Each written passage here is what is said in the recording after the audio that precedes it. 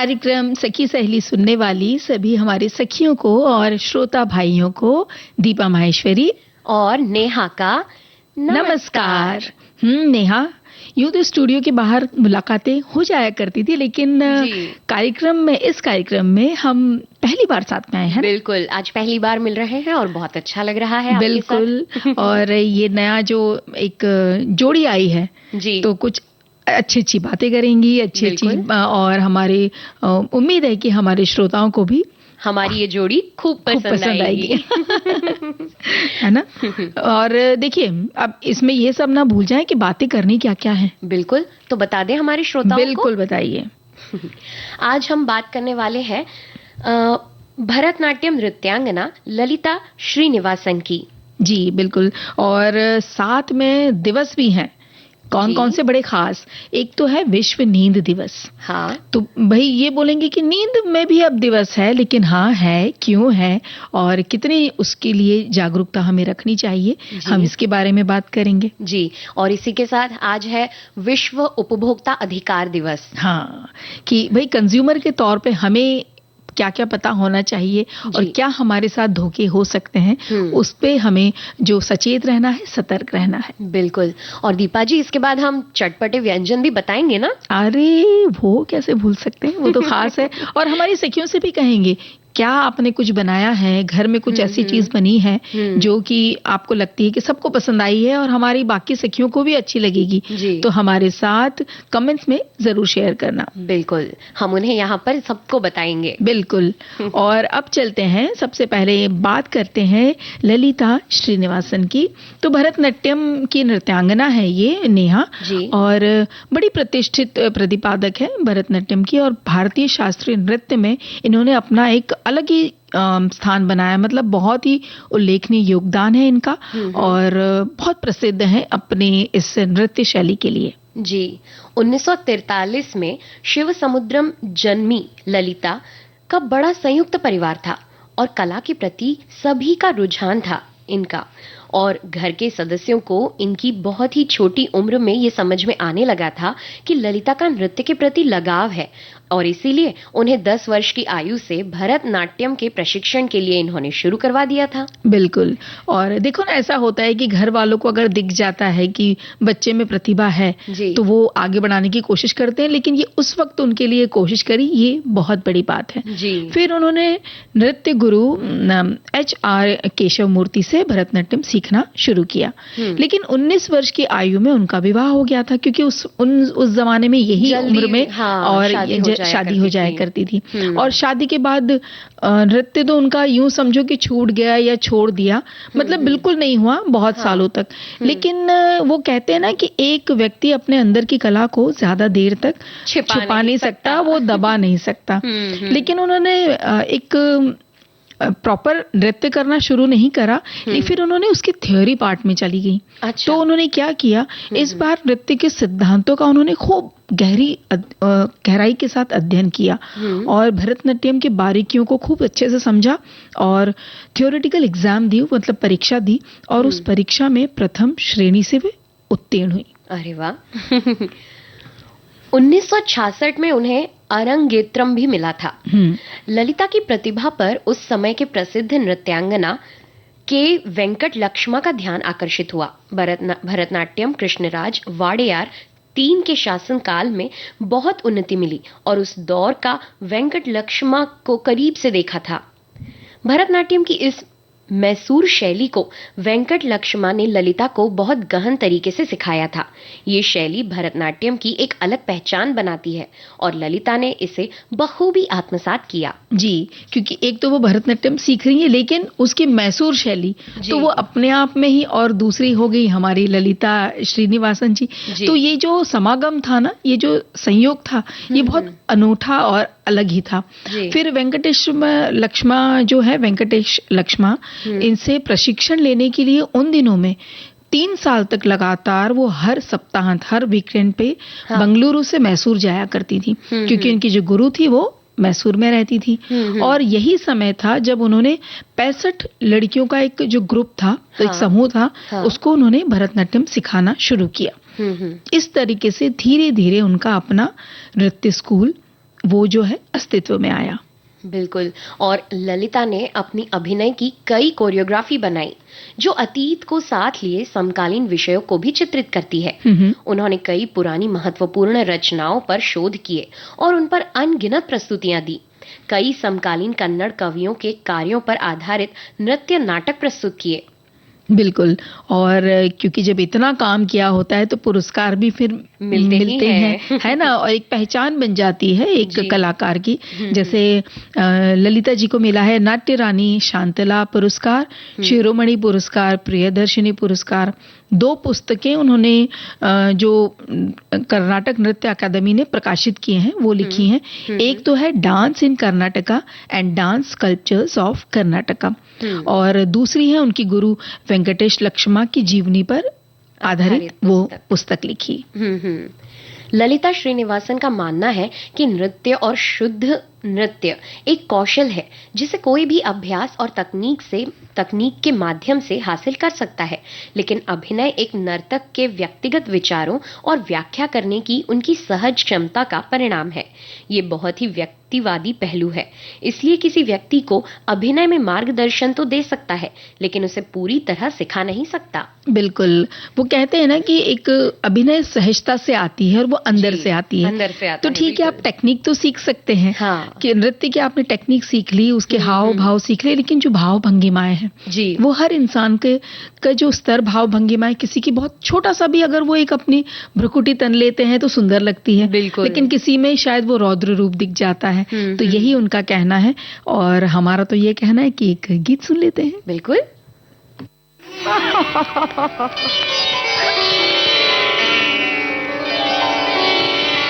जाओ रे जोगी तुम जाओ रे,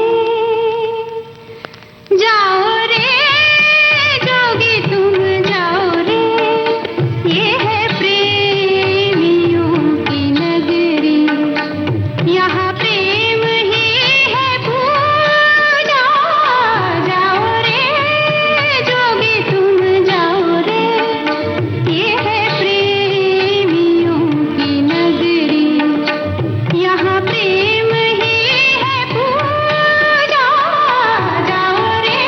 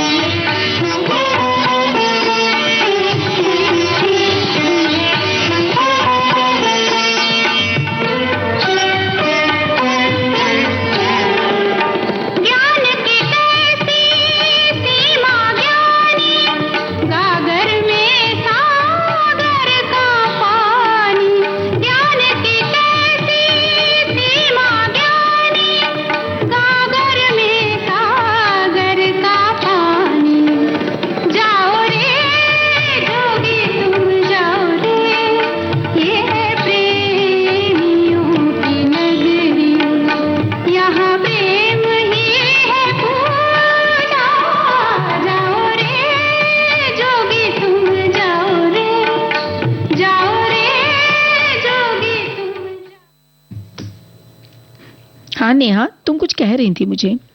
हाँ, मैं आपको देख रही थी कि आपकी आंखों में कुछ हल्की सी झपकी झपकी सी दिख रही है। आपकी नींद पूरी नहीं हुई है क्या? ऐसा लग रहा है, लेकिन जब हम सखियों के सामने होते हैं तो अक्सर ऐसा होता है, अक्सर क्या कभी नहीं होता है। हाँ। लेकिन शायद तुम्हें ऐसा लग रहा होगा। शायद हम जब बात कर रहे थे कि आज हमें नींद दिवस के बारे में बात करना, तो वो हो सकता है बोलते बोलते वो भाव थोड़े भाव आ गए हो, जैसा कि हम अभी कुछ देर पहले भाव भंगिमाओं की ही बात कर रहे थे। हाँ, हो सकता है। तो ऐसा ही है कि आज जो है ये है वर्ल्ड स्लीप डे, यानी कि विश्व नींद दिवस।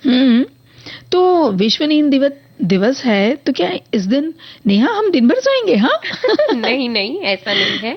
इस दिन सोने के प्रति जागरूक होना होता है। देखिए कैसे वाइस वर्सा वाली बात है। सोने के दिन नींद दिवस के दिन सोने के प्रति जागरूक होना है। हाँ बिल्कुल भाई। देखो, एक तो ये हो गया ना कि हाँ सोना होता है, और एक ये होता है कि हाँ भाई ठीक है सोना है। हाँ। लेकिन नहीं, हमें नींद के बारे में जागरूकता बढ़ाने के लिए ये दिवस हम मना रहे हैं, और क्यों इतना जरूरी है ये समझना बहुत जरूरी है। और देखिए बहुत सारे हमारे श्रोताओं ने तो समझ भी लिया है, कितने सारे कमेंट्स आए हैं। जी जी, सच में बहुत सारे। देखो ना, अब ये जो हो आजकल का जो जमाना है, भाग दौड़ की जिंदगी, बच्चे भी भाग रहे हैं, बड़े भी भाग रहे हैं, विद्यार्थी भी भाग रहे हैं, कामकाजी लोग भी भाग रहे हैं, और हम सब महिलाएं, हमारी सखी सहेलियां भी भाग दौड़ में ही लगी हुई हैं। और इसी के साथ समय भी भाग रहा है, तो क्यों ना एक अंतराल ले लिया जाए। तो बिल्कुल एक अंतराल लेकर के हम थोड़ा सा इस भाग दौड़ को थोड़ा सा शांत करते हैं।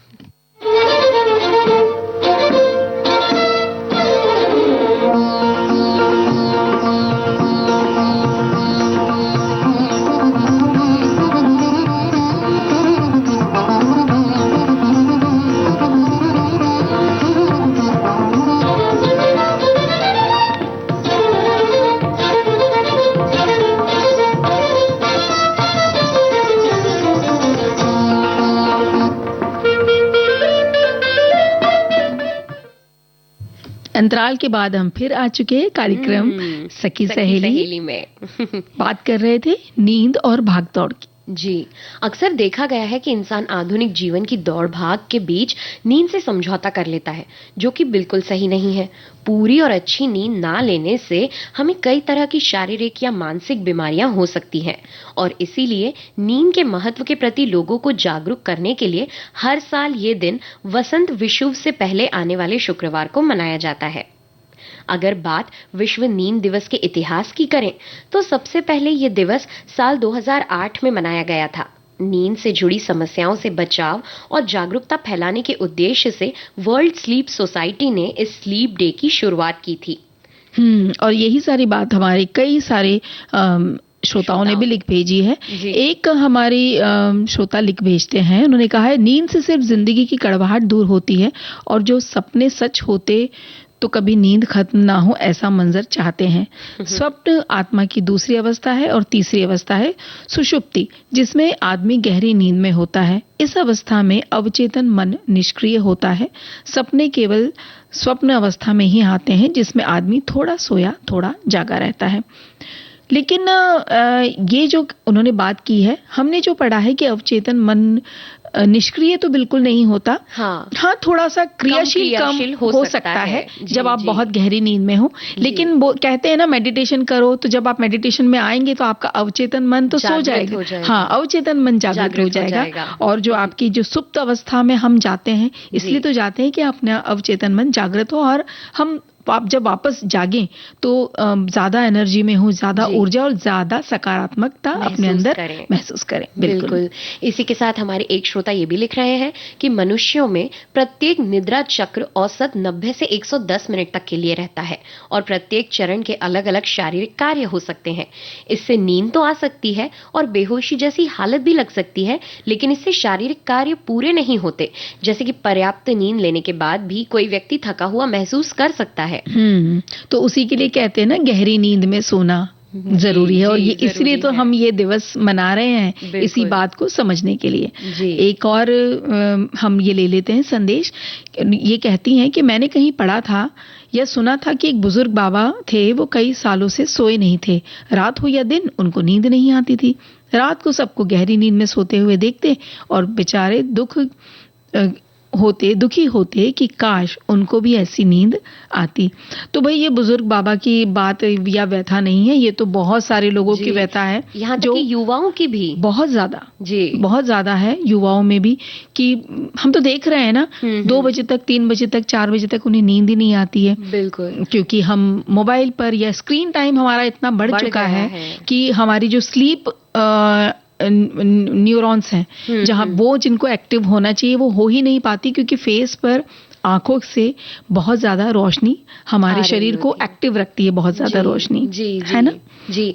और इसके अलावा चिंता भी एक कारण है। हाँ, आजकल के युवा जो है इतना ज्यादा चिंतित होते हैं अपने भविष्य को लेकर, वर्तमान को लेकर, कि उस चक्कर में उन्हें नींद ही नहीं आती है। और फिर लोग बहाना कैसे देते हैं कि नींद नहीं आ रही है इसलिए फोन चला रहे हैं, जबकि होता यह है कि फोन चलाते इसलिए नींद नहीं आती है। बिल्कुल। तो जो बात कर रही हो ना तुम की जो जीवन शैली कैसी हो रही है, तो खराब दिनचर्या होती जा रही है, खान पान भी जो है थोड़ा गलत ही हो रहा है, तनाव बढ़ गया है, काम का दबाव, ये सब के चलते नींद में कमी आ रही है।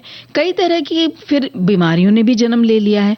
ऐसे में फिर ये इस दिन का मकसद लोगों को यही समझाना है कि अच्छे खान पान के साथ अच्छी नींद व्यक्ति के लिए बहुत जरूरी है। जी, अच्छी नींद से तन और मन बिल्कुल फ्रेश रहता है।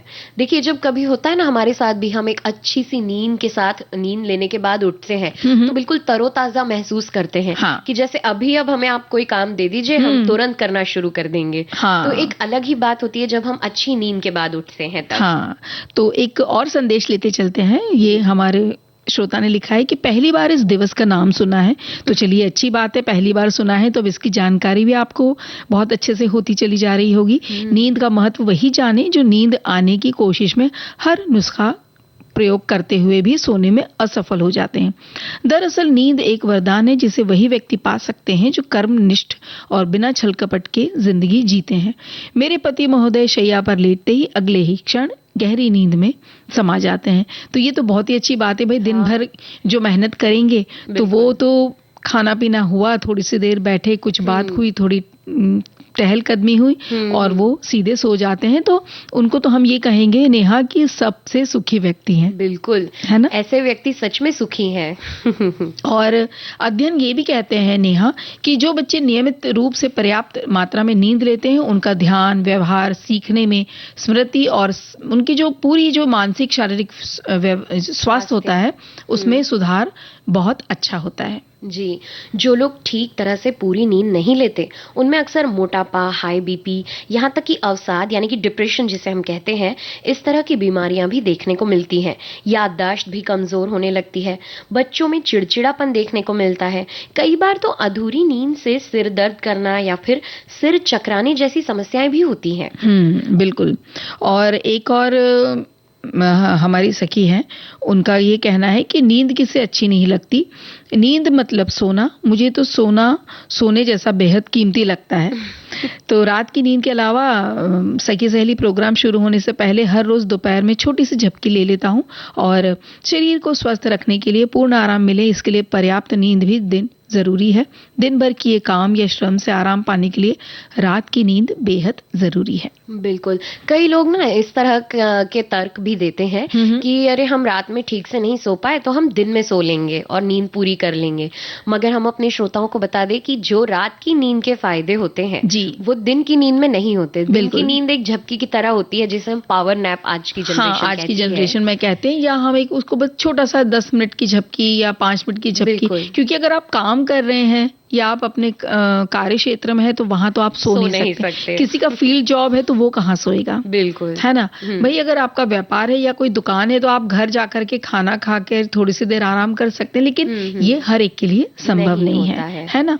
तो आपकी नींद का समय भी आपके शरीर की जो रिकवरी टाइम उसमें होता है, और अलग अलग उम्र के लोगों के लिए ये समय भी अलग अलग होता है। तो जैसे कि 1 वर्ष से कम आयु के शिशुओं को दिन में 12 से 16 घंटे सोना चाहिए।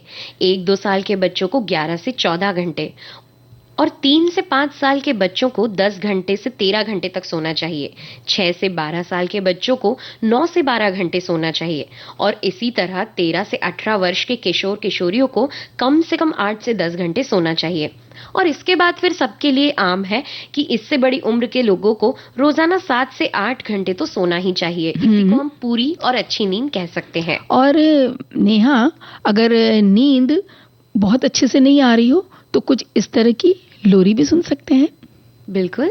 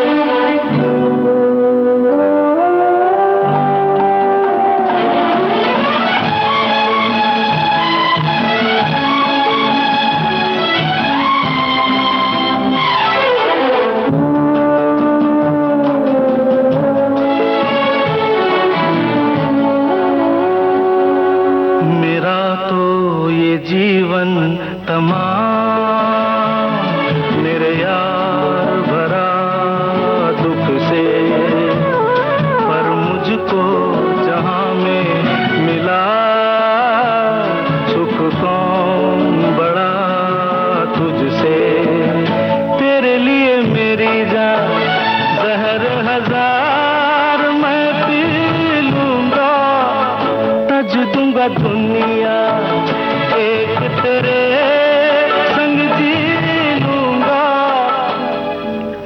ओ नजर के नूर आरिया जा, निंदिया तू ले चल नहीं, उड़न खटोले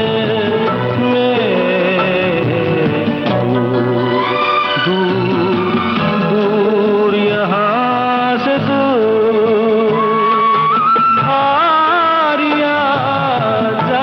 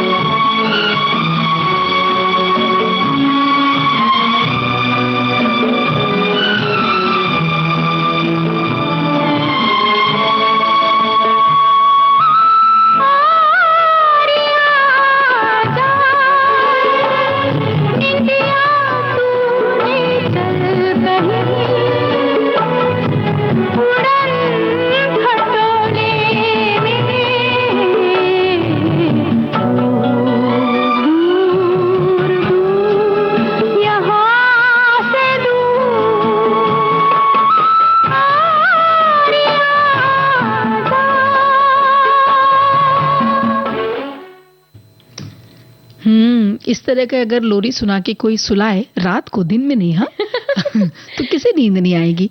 लेकिन हमारी एक सहेली कह रही हैं कि आजकल बहुत लोगों को नींद की गोली लेनी पड़ती है, मुझे भी नींद कम आती है, पर आजकल मैं योगा और मेडिटेशन करती हूँ, उससे थोड़ा फर्क पड़ रहा है। मैं एक मजेदार किस्सा सुनाती हूँ। कुछ महीने पहले मैं अपनी बेटी के घर गई, उसे बेटी हुई है वहां, उसके सास ससुर भी थे। तो रात में जब खाना खाकर हम सब टीवी देखते तो बेटी के ससुर चेयर पर टीवी देखते देखते सो जाते।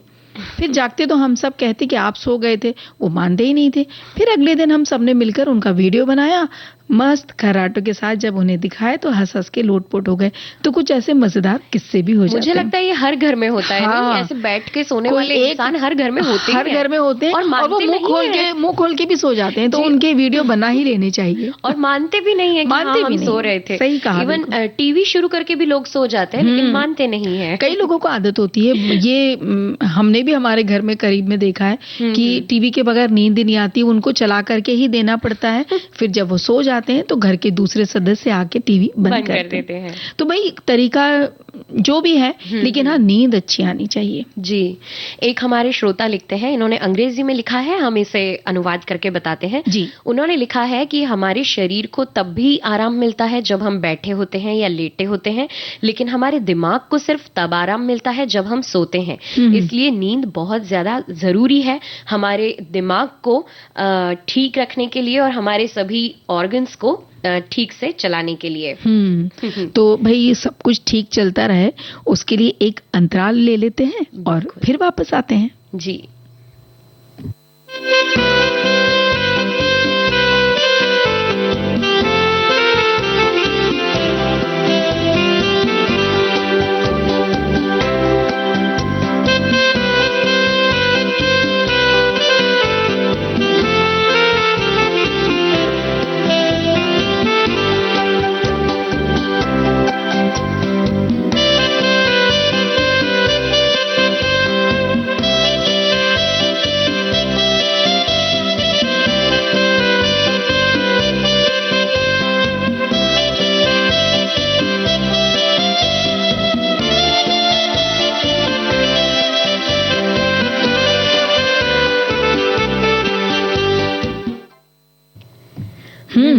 ब्रेक के बाद यानी अंतराल के बाद क्या बोलना चाह रही हो नेहा? मैं कहना चाह रही थी कि बहुत सारे लोगों को ये एक सवाल मन में रहता है कि अच्छी नींद कैसे पाएं। हाँ, तो चलिए बता दें। बिल्कुल बताइए बताइए। ये तो देखिए बहुत जरूरी है ना, हम सब कारण बता दें, हम गलतियां बता दें, तो फिर सुधार के तरीके भी तो बताने होंगे। बिल्कुल बिल्कुल। तो ऐसा है कि रोजाना अच्छी नींद पाने का सही तरीका है कि रोज एक ही समय पर सोए। यानी कि अगर आप 10 बजे सोते हैं या 11 बजे सोते हैं तो रोज उसी समय पर सोएं। इससे शरीर को आदत बन जाती है और आपके शरीर को अपने आप जैसे ही वो समय होता है तो नींद आने लगती है। और सोते समय जैसा कि हमने पहले भी कहा कि फोन को बिल्कुल दूर रखें, बार बार चेक ना करें, क्योंकि इससे भी नींद हमारी भाई ये तो देखो आदत थोड़ी कठिन है, लेकिन बहुत से लोगों को सच में जिनको नींद आने की ना आने की दिक्कत है तो उन्हें ये आदत अपनानी बहुत डालनी होगी। बिल्कुल। हाँ। और सोने से पहले एक अच्छी किताब पढ़ना अच्छा माना जाता है। क्यों? क्योंकि अच्छी किताब पढ़ने से हम अच्छे विचारों के साथ होते हैं और उन अच्छे विचारों के साथ हमें अच्छी नींद भी आती है। बिल्कुल। और कई लोग अब इस पर तर्क देंगे कि हम तो मोबाइल में किताब पढ़ते हैं, लेकिन फिर बात वही आती है कि अगर मोबाइल में किताब पढ़ते हैं तो हमारी आंखों पर तनाव आता है, आंखों का जो पानी है वो सूख सकता है। ऐसे में हमें आंखों में जलन और परेशानियां हो सकती है और फिर नींद भाग जाती है। तो इसलिए ऐसा बिल्कुल ना करें। तो अच्छी नींद के लिए जरूरी है कि एक रेगुलर टाइम बना के रखें और उसी हिसाब से आप अच्छी सी नींद लें। बिल्कुल। और भाई नींद अच्छी लें, इसका मतलब ये नहीं कि इतनी गहराई में सो जाएं कि जो चीजों पे ध्यान रखना हो ना वो भी अब ध्यान नहीं। अब कहेंगे कि भाई आपने तो हमें सोने को बोला तो हम तो सो गए।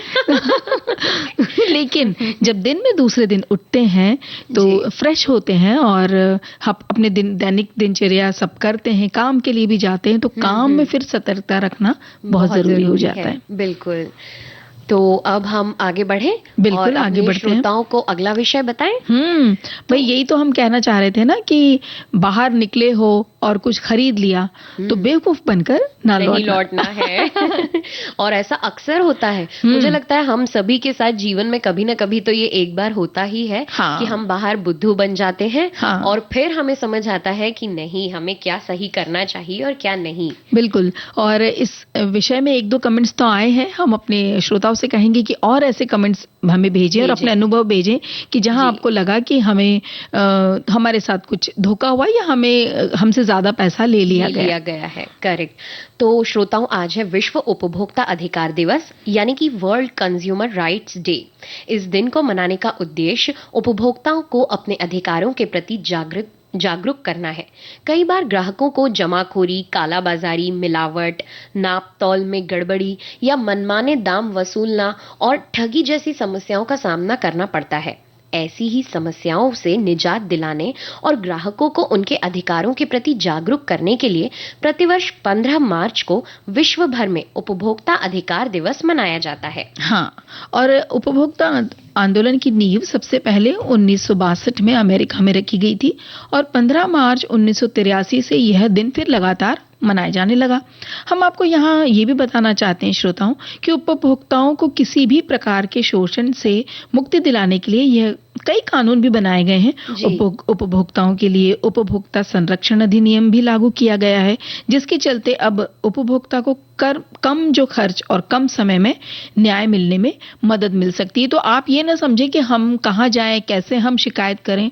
तो ये संरक्षण अधिनियम है जहां पर आप बता सकते हैं, अपनी जो जहां आपके साथ जो समस्या है आप उसको निजात पा सकते हैं। और हमें तो निजात नहीं पाना, लेकिन एक गीत जरूर सुनना है। जी बिल्कुल, सुनवा दीजिए।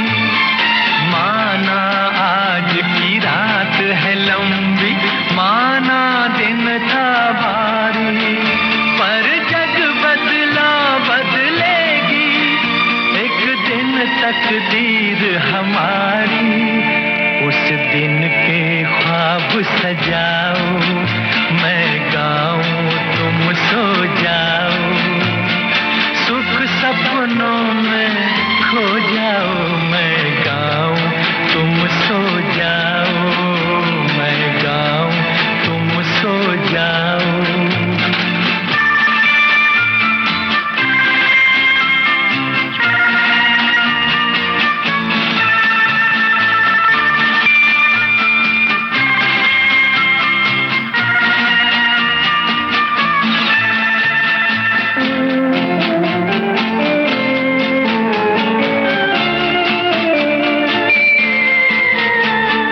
कल तुम जब आंखें खोलोगे, जब होगा उजियारा, कल तुम जब आंखें खोलोगे, जब होगा उजियारा,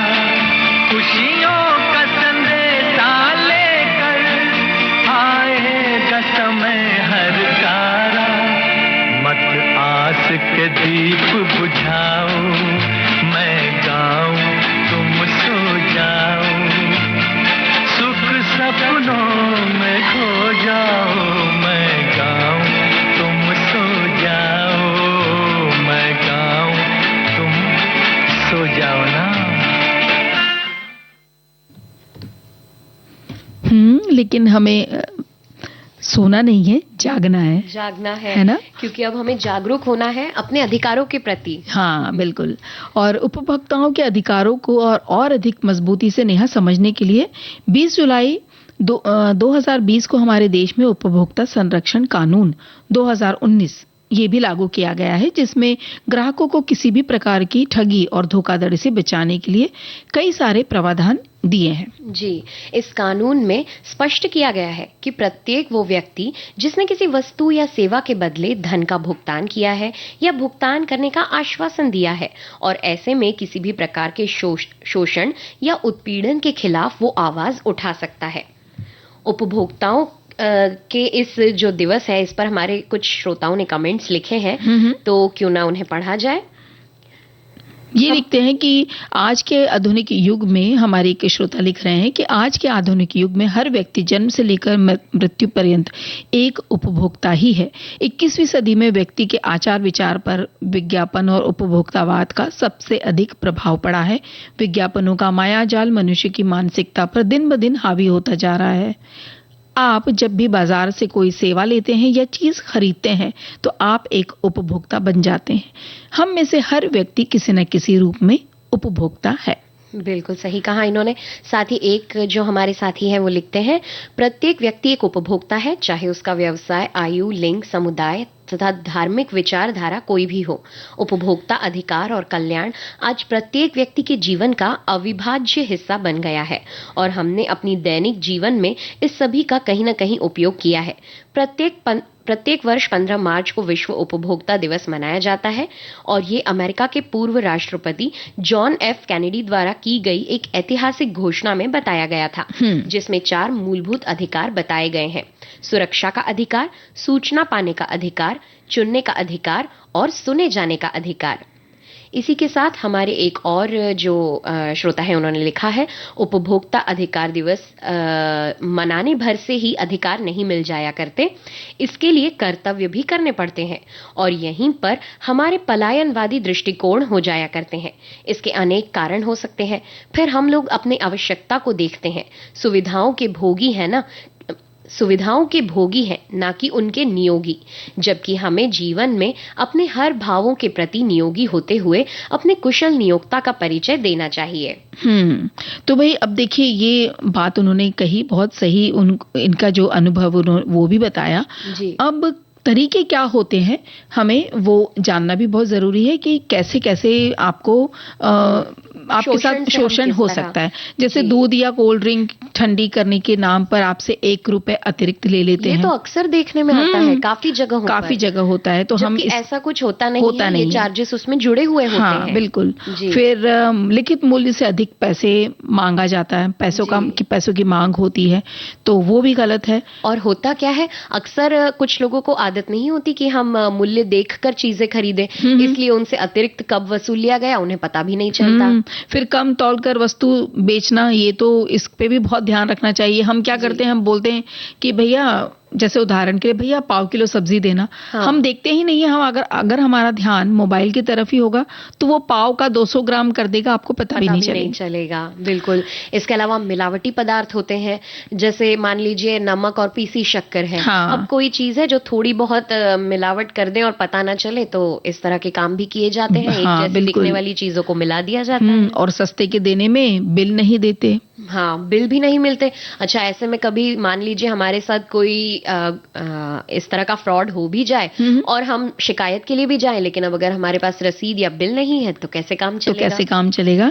इसलिए आप मूल्य पढ़कर खरीदें और बिल जरूर मांगे और बनाने की तारीख और अंतिम तारीख की जांच उस पर जरूर कर लेना चाहिए। जी जी है ना? जी। और सामग्री जो, अगर आप कुछ ऐसी चीज ले रहे हैं जिसमें कि उसकी जो सामग्री है वो बहुत ज्यादा जरूरी है जानना कि इसके अंदर क्या क्या डला हुआ है, या घर में किसी को शक्कर की समस्या है या अधिक नमक आने खाने की समस्या है, जैसे चिप्स में वगैरह में होते हैं, तो आप उसके जो इंग्रेडिएंट्स हैं, जो किन किन चीजों से बना है, कितना नमक उसमें डला है, ये सब चीजों का पढ़ना और उसकी जानकारी होना बहुत जरूरी है। अक्सर देखने में आता है कि जो चीजें लिखी होती हैं कि ये चीजें बिल्कुल मैदा नहीं है इसमें, ऐसा लिखा रहता है कि ये इसमें मैदा नहीं है, लेकिन फिर भी उसमें किंचित मात्रा में हो सकता है पाया जाता हो, तो इसलिए इंग्रेडिएंट्स पढ़ना बहुत जरूरी है।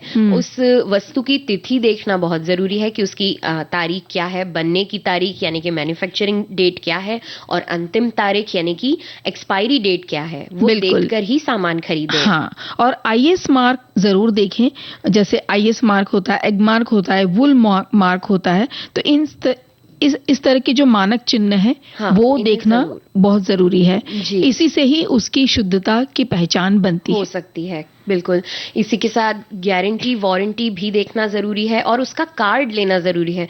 कई बार हमें जो दुकानदार होते हैं वो मुंह से कह देते हैं कि इसकी इतनी गारंटी है, इतनी वारंटी है, लेकिन हम कार्ड लेना भूल जाते हैं। बिल्कुल, जैसे कोई बड़ी चीज हो गई है, रेफ्रिजरेटर हो गया या टीवी है, या जैसे गर्मी आने वाले तो कूलर हमने लिया है, तो ये सारे कार्ड हमारे पास होना बहुत जरूरी है, ताकि अगर 6 महीने के अंदर ही अगर उसमें कोई गड़बड़ी आई या कुछ समस्या आई तो हमारे पास गारंटी वारंटी कार्ड होगा, तो हम उस दुकानदार को जाके बता सकते हैं। और साथ में रसीद, जो खरीद की रसीद है वो भी हमारे पास होना बहुत जरूरी है। इसी पे से अभी एक हमारे पहचान के कोई थे, उनके यहाँ क्या हुआ, उन्होंने मोबाइल का चार्जर लिया, दुकान वाले से बिल मांगा, तो उन्होंने कहा अरे कोई समस्या नहीं आएगी, आप तो ले जाइए। तो उन्होंने कहा आप बताएंगे कैसे कि आप ही की दुकान से लिया?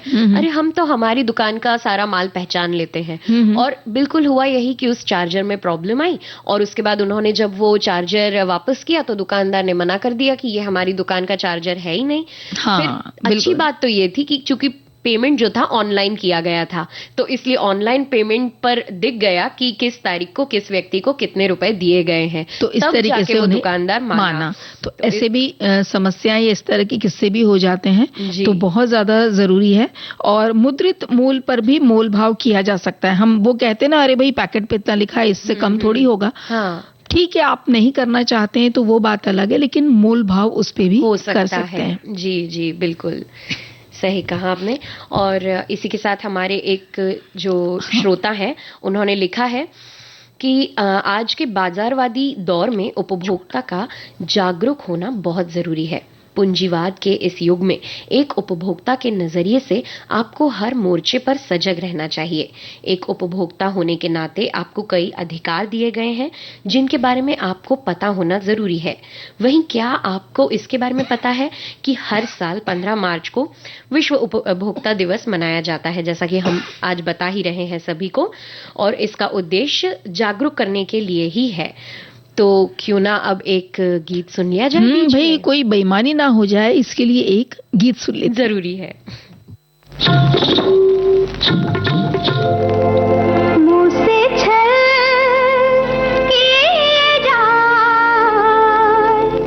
हाय रे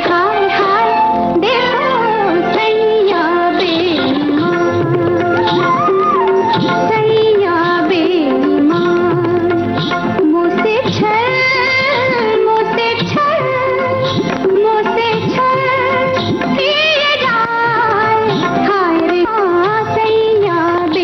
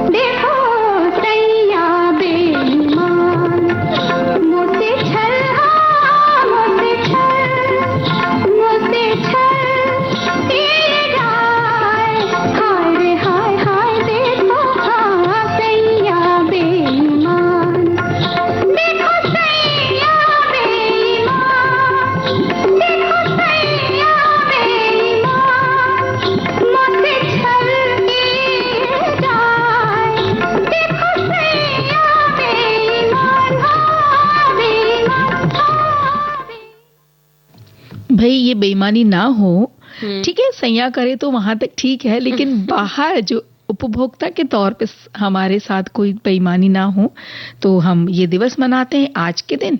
और हर साल इस दिवस का यानी विश्व उपभोक्ता दिवस के एक थीम होती है।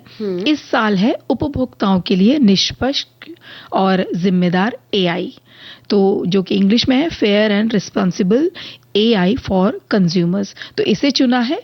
जनरेटिव एआई की सफलताओं ने डिजिटल दुनिया में तूफान मचा लिया है, इसीलिए एआई का ही सहारा उपभोक्ताओं की जो अधिकार है उसके लिए भी इस्तेमाल में लाया जा रहा है। जी नेहा, मैं देख रही हूँ, तुम इस तरह क्यों देख रही हो?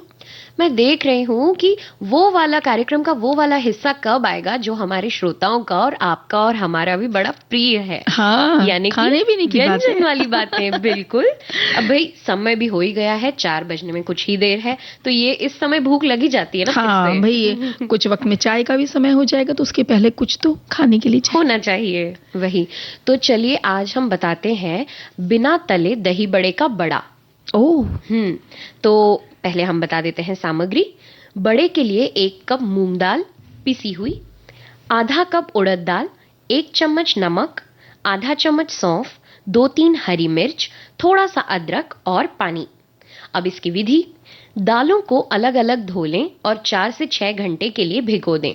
बाद में पानी पूरा निकाल दें, मिक्सर में अच्छे से पीस लें, अच्छा स्मूथ पेस्ट बना लें, थोड़ा गाढ़ा रखें और अब घोल को अच्छे से थाली में फेंट लें।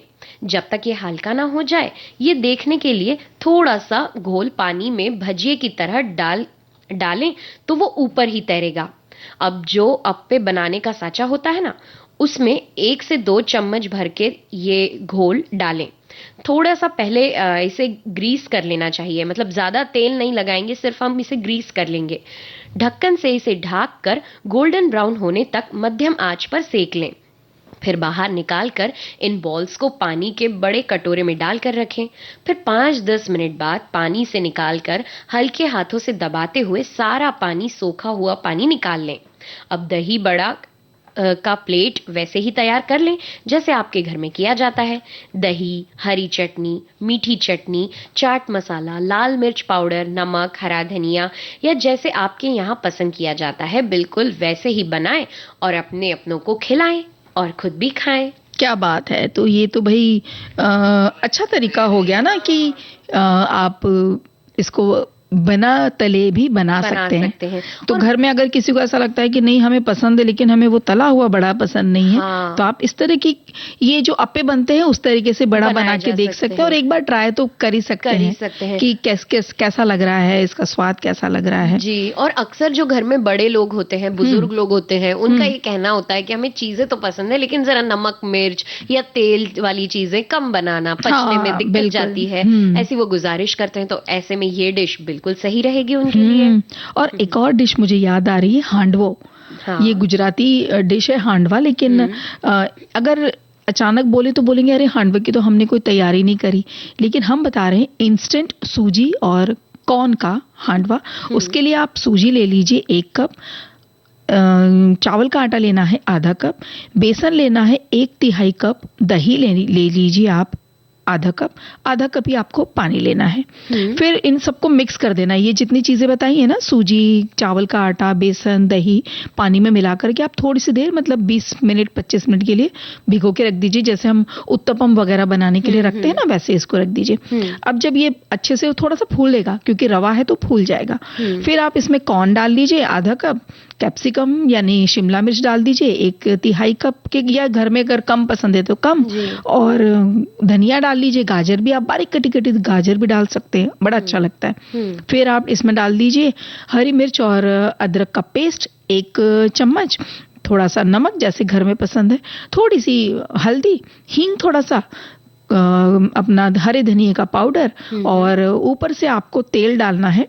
फिर साथ में आप एक बघार तैयार कीजिए। आप थोड़ा सा सरसों के तेल या अपना नॉर्मल तेल ले लीजिए और उसके अंदर आप राई का बघार किया, थोड़े से करी लीव्स डाली यानी कि कड़ी पत्ता डाला, थोड़ा सा हींग डाला और ये वाला बघार आप इस घोल में डाल दीजिए। इसके बाद आप कढ़ाई में जैसे हम हांडवा बनाते हैं छोटी सी गहरी गोल कढ़ाई में, उसमें थोड़ा थोड़ा सा बघार करते जाएं और हांडवों का जो घोल है वो बड़े वाले चम्मच से डाल दीजिए। तो घर में हमारी सखियों को एक अंदाज होता है कि उनके घर की कौन सी कढ़ाई में ये अच्छे से बनेगा। तो आप ये वाला घोल तैयार करके आपके घर की जो बिल्कुल जिसमें सहूलियत से हांडवा बन सकता है उसमें आप बना के और उलट पुलट के अच्छे दोनों तरफ से क्रिस्प करके इसको खा सकते हैं। ये खाइए, उसके बाद साथ में अगर एक गीत भी चलता रहे तो फिर मजा आ जाएगा। उसका तो आनंद ही क्या है।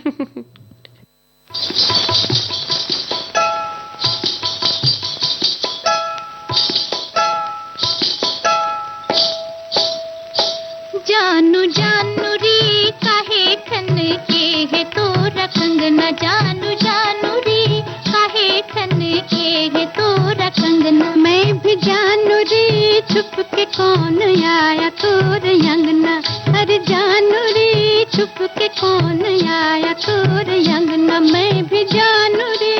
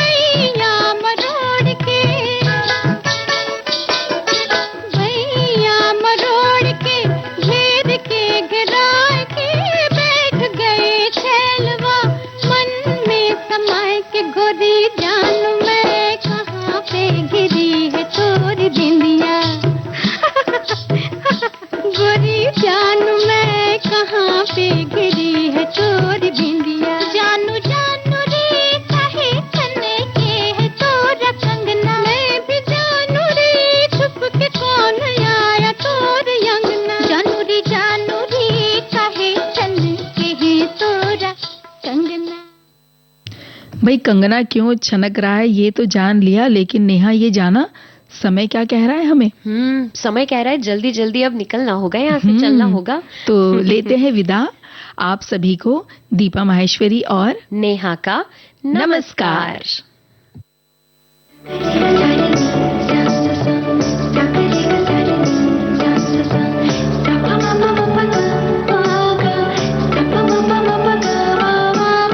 सखी सहेली।